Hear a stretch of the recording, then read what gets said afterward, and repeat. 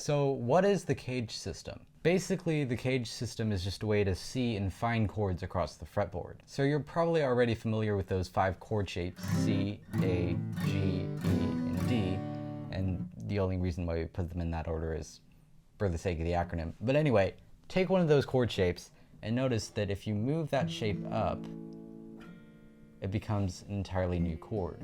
Because essentially this shape is just a way of finding a triad with the root on the 3rd string, the 5th on the 4th string, and the 3rd on the 2nd string.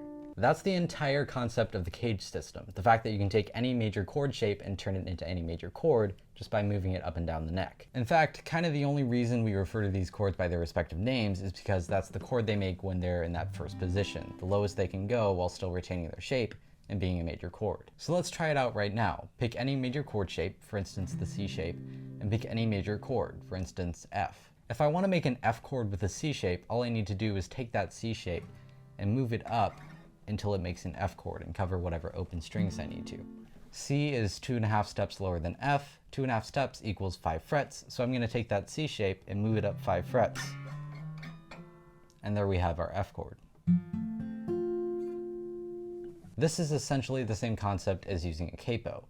So for instance, if I wanted to play a G shape, but get an A chord, I would capo at the 2nd fret, because G is 1 step lower than A, 1 step is 2 frets, and now I can play a G shape and get an A chord. But a capo also covers the open strings for you. You don't need to worry about them since it's just like having your guitar tuned up or having a nut that's movable and starts at the 2nd fret now. So if you wanted to play the G-shape A chord without the capo, you would have to cover the open strings yourself, probably by borrowing them like that.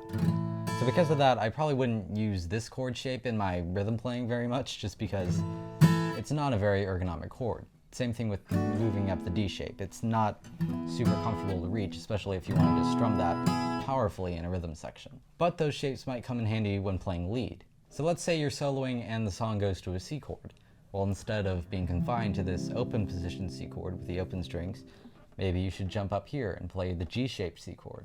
And right here, you have easy access to the E-shaped C chord. That's just an E shape moved way up. Or you could go part way up the neck with the A-shaped C chord. So how do you practice these concepts? Well, one good thing to do is identify where you're already using them. For instance, if you play your F chord like this, you're already employing the CAGED system because this F chord is just an E chord moved up 1 fret. So a lot of these concepts you may be already using and just don't know it's part of this thing called the CAGED system. Another useful thing you could practice for soloing is take a chord you play over a lot and practice going from position to position up and down the fretboard. So for instance, you could take G, go from open and shift up,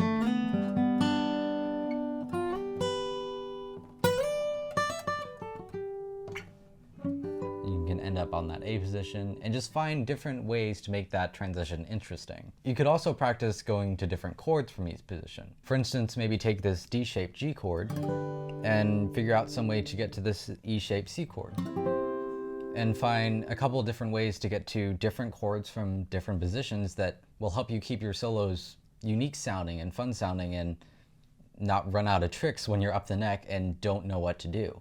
And this is all part of becoming more familiar with the fretboard as a whole and the instrument as a whole, and understanding how these things tie together both theoretically and in practice on the actual guitar.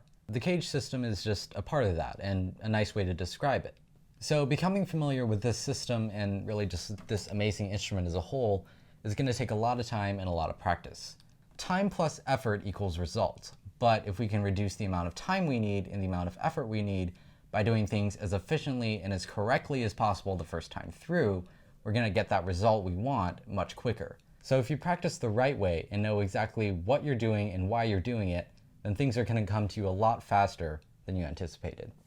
I hope you enjoyed this video and it added value to your life. If it did, consider sending it along to someone who might find it helpful as well. If you'd like to, you could subscribe as a way to say thank you and hit the notification bell to be notified of all future uploads. Have a great one, guys.